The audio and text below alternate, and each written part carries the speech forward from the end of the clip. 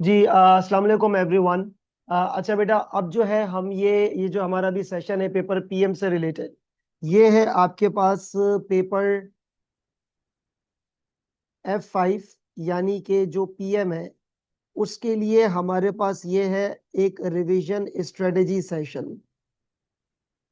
Revision strategy. और ये है हमारे पास फॉर रीसिट स्टूडेंट्स।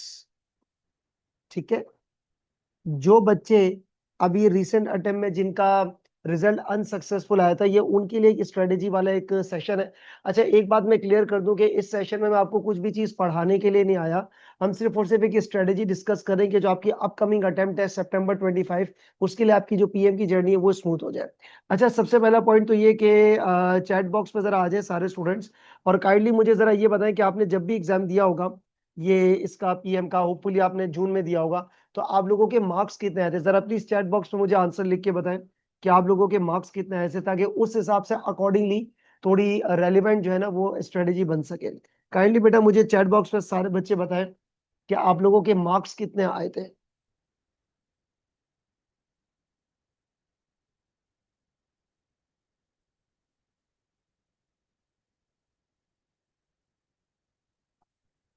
ओहो, एक बच्चे का दो बार रुका है, 45 और 48 में, 47, 41। अच्छा अब देखें, एक्सक्यूज मी, बस ठीक है मैं समझ गया। अब देखिए मेरी बात सुने, आप लोगों के जो मार्क्स है वो 40s में थे। 40s का मतलब ये होता है कि आपको बस थोड़ा सा एक पुश, एक धक्के की जरूरत है, जिसमें जो है ना वो आपके पास एक थोड़ी सी मोटिवेशन और गाइडलाइन की जरूरत है। ठीक है, ठीक है। ओह, एक बच्चे के 30s में नंबर आए। अच्छा अब देखें, ओके, मैं समझ गया। अच्छा बेटा, अब जरा सबसे पहला पॉइंट तो ये है कि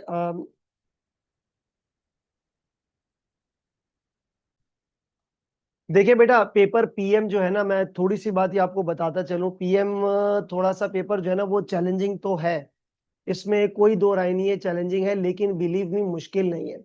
अब चैलेंजिंग है तो जाहिर सी बात है इसकी कोई ना कोई अपनी एक स्ट्रेटेजी होती होगी।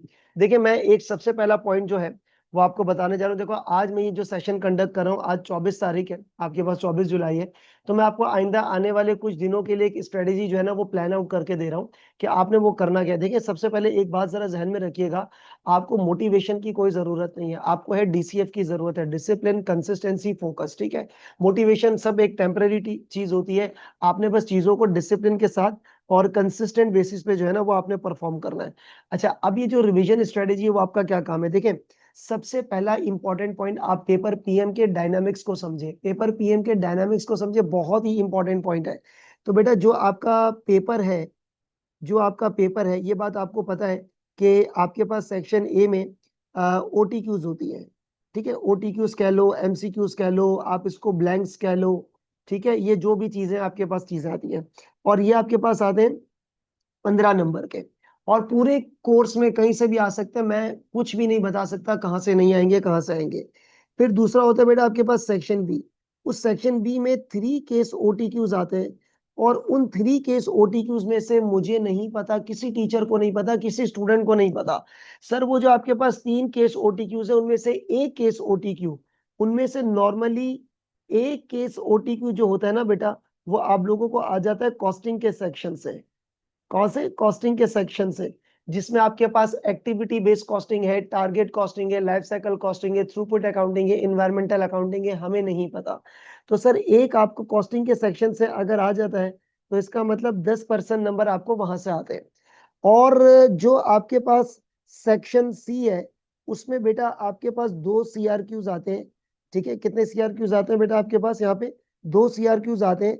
मुझे नहीं पता एक कहाँ से आएगा, एक CRQ कहाँ से आएगा पता नहीं, लेकिन हाँ एक CRQ जो है वो आपके पास परफॉर्मेंस मेजरमेंट के सेक्शन से आता है। कहाँ से आता है बेटा? परफॉर्मेंस मेजरमेंट सेक्शन से, यानी कि 20 मार्क्स। तो यानी कि जब आपको अपने ये रिवीजन प्लान आउट करना होता है ना, तो आपको देखो 30 मार्क्स यहाँ पर है। आप सबसे पहले ना पेपर की डायनामिक्स को जरूर समझें, पेपर की डायनामिक्स को बेटा समझना बहुत ज्यादा जरूरी है। और क्योंकि बगैर पेपर की डायनामिक्स के आप कोई भी पेपर एसीसी का अटेम्प्ट नहीं कर सकते, और एसीसी के पेपर की खास बात यही है कि इसके पेपर्स बहुत ज्यादा वेल स्ट्रक्चर्ड होते हैं।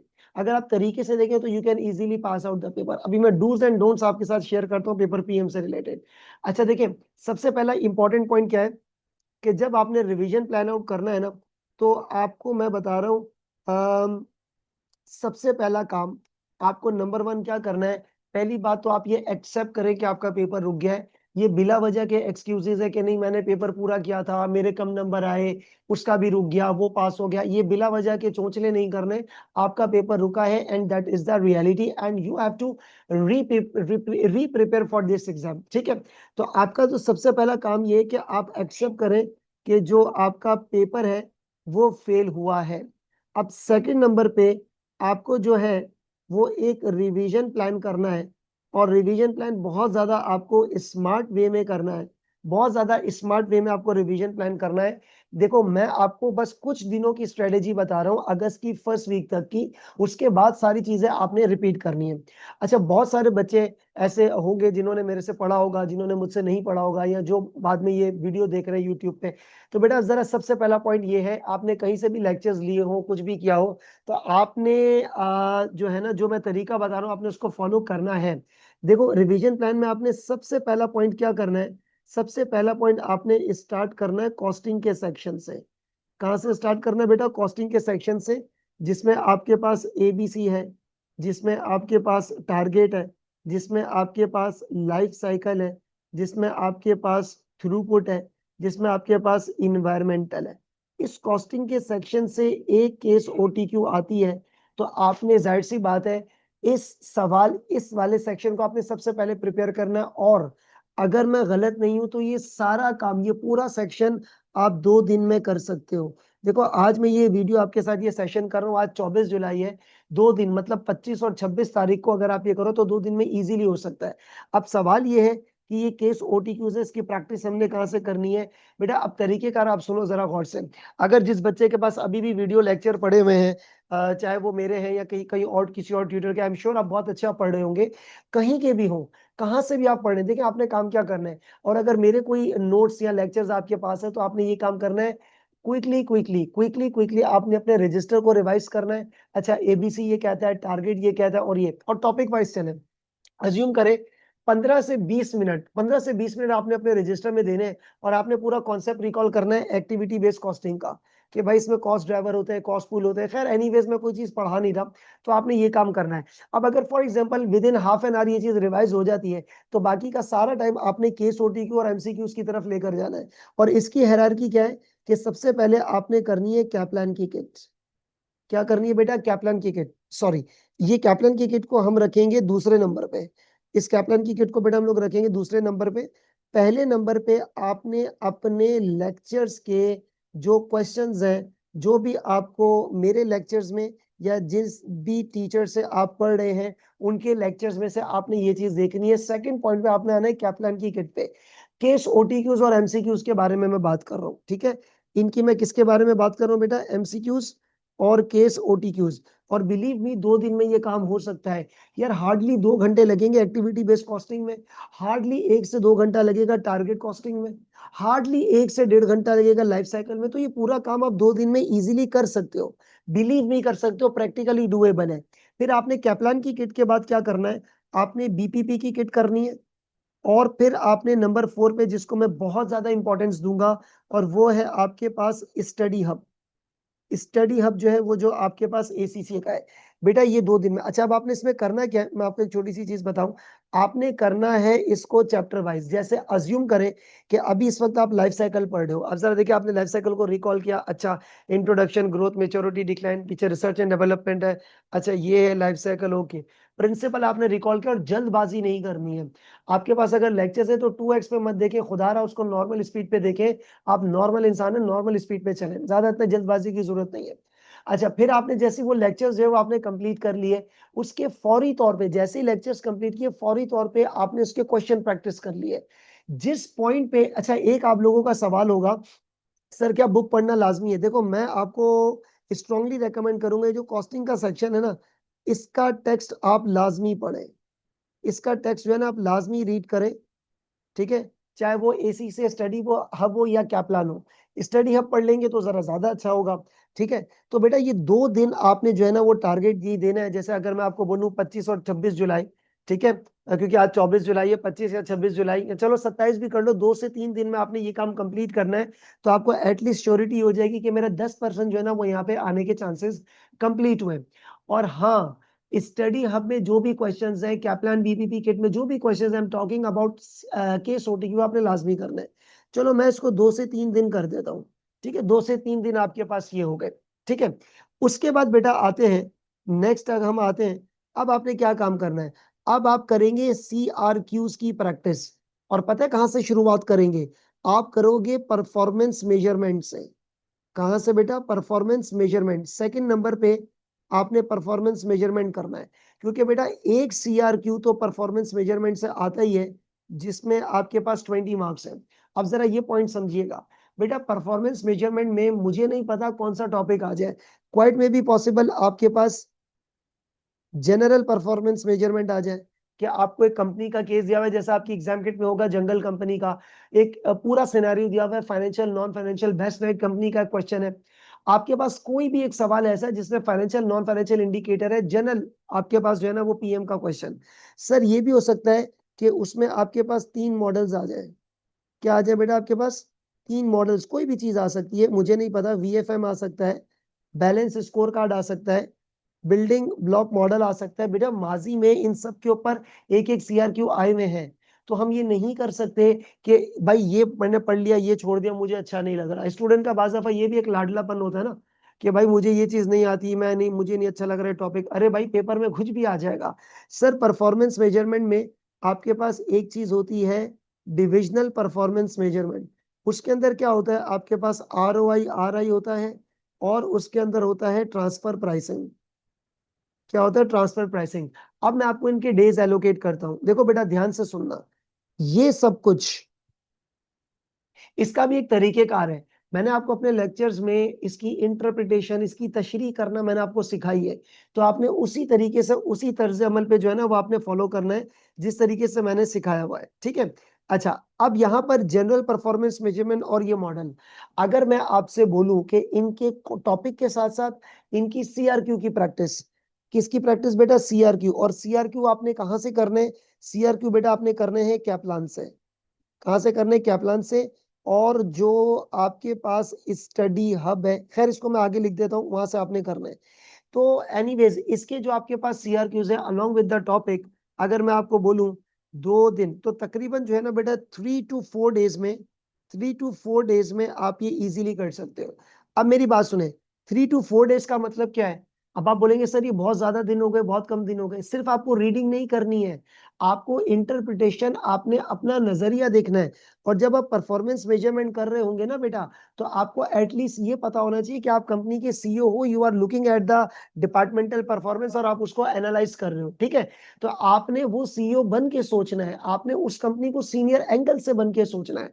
तो ये मॉडल और ये तमाम चीजें 3 से 4 दिन लग सकते हैं। बेटा वही बात है कि आपने टॉपिक को थोड़ा पढ़ना है, और फिर साथ साथ आपने CRQ करना है। टॉपिक में यकीन करो आधा घंटे से ज्यादा टाइम नहीं लगेगा आपको VFM को समझने के लिए। इकोनॉमी क्या है, एफिशिएंसी क्या है, इफेक्टिवनेस क्या है, आधा घंटा भी मैं बहुत बोल रहा हूँ, आप सिर्फ रिवाइज कर रहे हो।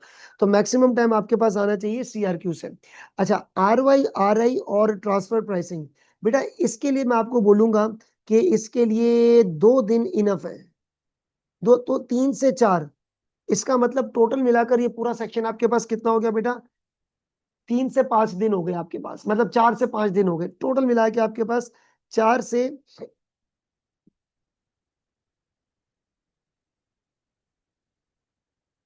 5 से 6, ये मैं रिवाइज करने के लिए बोल रहा हूँ। ठीक है, रिवाइज करने के लिए बोल रहा हूँ। तो तकरीबन ये 1 2 अगस्त तक आप लोग यहाँ पर पहुंच जाओगे। ठीक है, एक तो आपके पास ये हो गया। अब सर ये जो हमारे पास पीएम का, ये जो हमारे पास पीएम के CRQs है, ये हम कहाँ से करें? बेटा ये जो आपके पास पेपर पीएम के CRQs है, ये आपने कहाँ से करने हैं? सर आपने CRQs करने हैं अपने कैप्लान से, कैप्लान की किट में। अच्छा यार, एक सीधी बात है, कैप्लान की किट में जो होते हैं वो पास पेपर्स ही तो होते हैं, और क्या होते हैं? और तो कुछ भी नहीं होता। तो आपने कैप्लान की किट से करने CRQs। और आपने ये भी जरा देख लेना है कि स्टडी हब में, अच्छा स्टडी हब क्या है? ACCA का अपना बनाया हुआ मटेरियल है। उन्होंने कौन से, इसमें बेटा बेसिकली आपके पास पास पेपर्स ही होते हैं, और पास पेपर का रवैया तरीकेकार जरा समझ लीजिए बेटा क्या है। वो पास पेपर का जो तरीकेकार है वो है आपके पास चीजों को पढ़ के समझ के खुद आपको टाइप करना है, क्योंकि पेपर में आपने बोलना तो है नहीं, पेपर में आपने टाइप करना है, तो उसको उसी प्रोटोकॉल के साथ पढ़े। एक तो ये हो गया। उसके बाद फिर आप जाएंगे अदर एरियाज पे। कहाँ जाओगे बेटा? अदर एरियाज पे। और अदर एरियाज आपने अपनी हायरार्की बनानी है, अदर एरियाज आपने अपनी हायरार्की बनानी है, ठीक है। ये वो चीजें हैं जो मैं आपको ये बता रहा हूँ कि आप, मैंने खैर बहुत, मेरे हिसाब से 5 से 6 दिन भी बहुत ज्यादा है, इसको आप थोड़ा सा श्रिंक भी करें, कम भी करें। यानी कि आज अगर मैं बोलूँ 24 तारीख से 25 आप स्टार्ट कर रहे हैं, तो बेटा ये कॉस्टिंग का सेक्शन मिला के और ये यहाँ तक मिला के आप इसको 30 31 जुलाई तक या 1 अगस्त तक कर लें। जुलाई एंड तक बेटा ये काम आपका हो जाना चाहिए। बेटा ये काम जब हो जाएगा ना तो 30 नंबर की आपके पास श्योरिटी मिल जाएगी। अच्छा, अब अदर एरियाज में सारे एरियाज है, मेरा मशवरा ये होगा कि पहले आप करना बजटिंग और वेरिएंसेस। मेरा मशवरा ये होगा आपने पहले करना है बजटिंग और वेरिएंसेस, ठीक है। फिर उसके बाद आपने करना है टाइम सीरीज और वो जितने भी आपके पास क्वांटिटेटिव सेक्शंस हैं। फिर आप आ जाओगे बेटा डिसीजन मेकिंग में। किसमें आ जाओगे? डिसीजन मेकिंग में। और डिसीजन मेकिंग में हर टॉपिक के कम से कम आपने लेटेस्ट सीआरक्यूज लाजमी करने हैं, जो आपको कैप्लन की एग्जाम किट में नजर आ रहे होंगे। हर चीज करनी है। तो बेटा इन तमाम एरियाज को आप जितना हो सके मैक्सिमम अपने हिसाब से टाइम एलोकेट रखें। बट एक चीज आपके ध्यान में होनी चाहिए, 10 अगस्त तक ये सारा काम आपके पास हो जाना चाहिए। जुलाई एंड तक ये हो गया, फिर उसके बाद आपके पास ये चीज हो गई है। अब अब मैं एक चीज आपको बहुत ज्यादा अहम बताता हूँ, जो बच्चे अक्सर मिस करते हैं और वो बिल्कुल भी नहीं करते। आपके पास बेटा मैं मस्ट कह रहा हूं, मस्ट का मतलब होता है लाजमी है। आपके पास जो लेटेस्ट टू एग्जामिनर रिपोर्ट है, क्या है बेटा? लेटेस्ट टू एग्जामिनर रिपोर्ट, वो आपने लाजमी रीड आउट करनी है। यानी कि आपके पास अभी अवेलेबल है, अभी मैं आपके सामने डिस्प्ले भी करूंगा, मार्च जून 2025 और सितंबर दिसंबर 2024, ये आपने लाजमी तौर पे रीड करनी है। अब मैं आपको एक छोटी सी चीज बताता हूँ इसकी रीडिंग में होता क्या है। अच्छा, स्टूडेंट जो है ना वो इसको सिर्फ रीड आउट कर रहे होते हैं, बेटा आपने रीडिंग नहीं करनी, आपने इसको थॉरोली पढ़ना है। यानी कि अगर मैं आपको ये चीज दिखाऊं, शेयर करूं, ये आप चेक करें बेटा। ये आपके पास पीएम की मार्च जून 2025 की रिपोर्ट है। और सबसे पहले देखो ये जनरल कमेंट्स इसने आपके पास दिए हैं, ठीक है, जनरल कमेंट्स। और ये कुछ भी नहीं है। अच्छा, ये सेक्शन ए में इनकी सैंपल बेस पे कुछ एमसीक्यूज हैं, 4 एमसीक्यूज हैं, आगे बढ़ेंगे। और जो चीज मुझे आपको बस बतानी है, फिर उसके बाद बेटा क्या है, सेक्शन बी में एक एक केस ओटीक्यू आ गई है, ठीक है भाई।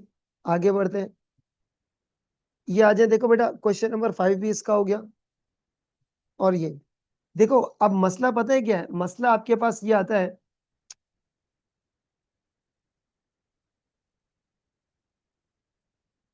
ये देखो, define economy efficiency effectiveness in the value for money context.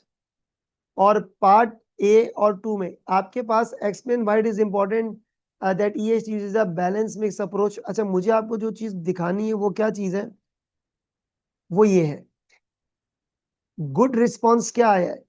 Good response ये है, picked up on the importance of not over focusing on one area with funding, और जो भी है, there is an inter relationship between economy efficiency and effectiveness.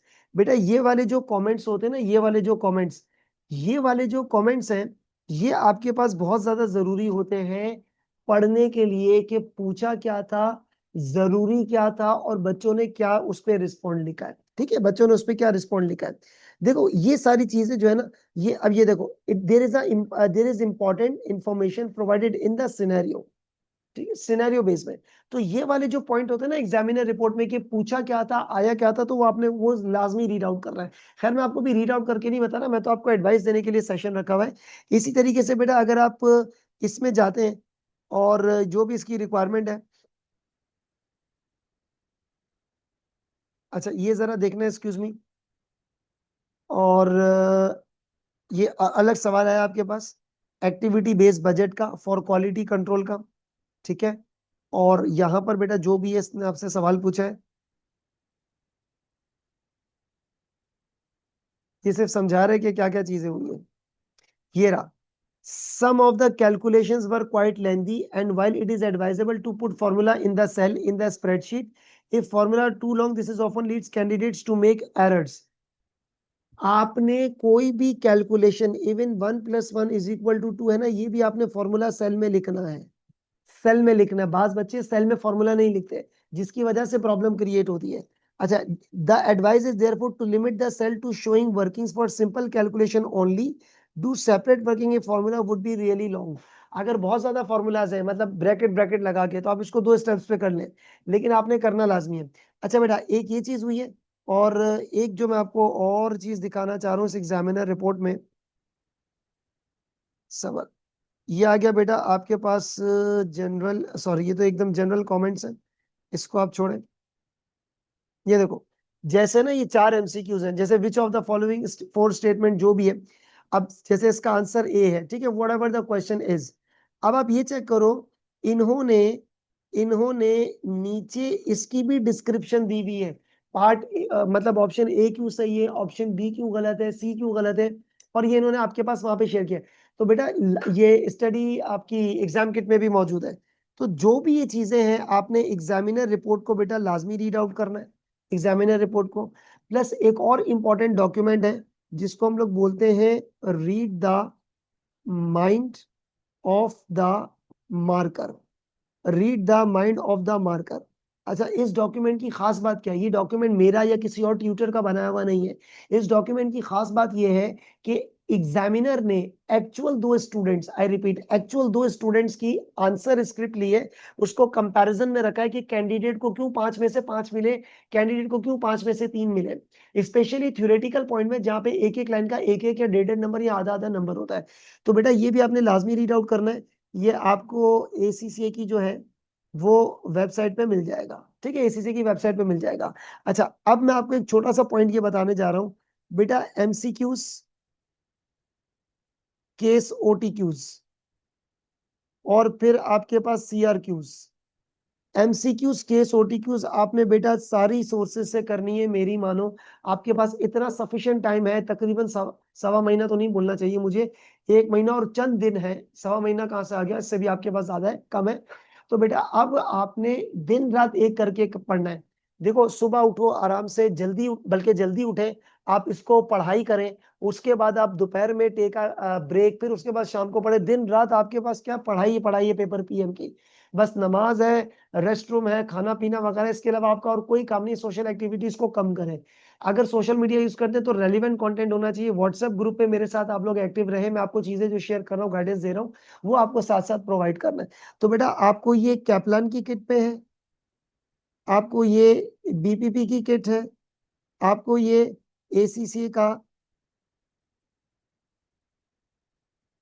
Study hub है, लाजमी करना है। और CRQ से बेटा आपको कैपलान की किट से करना है, ठीक है, कैपलान की किट से। अगर आप कोई भी चीज यहाँ पर कर रहे हैं और उसको सिर्फ देख रहे हैं लेक्चर्स में या पढ़ रहे हैं, इससे आपकी कोई वैल्यू एडिशन नहीं है।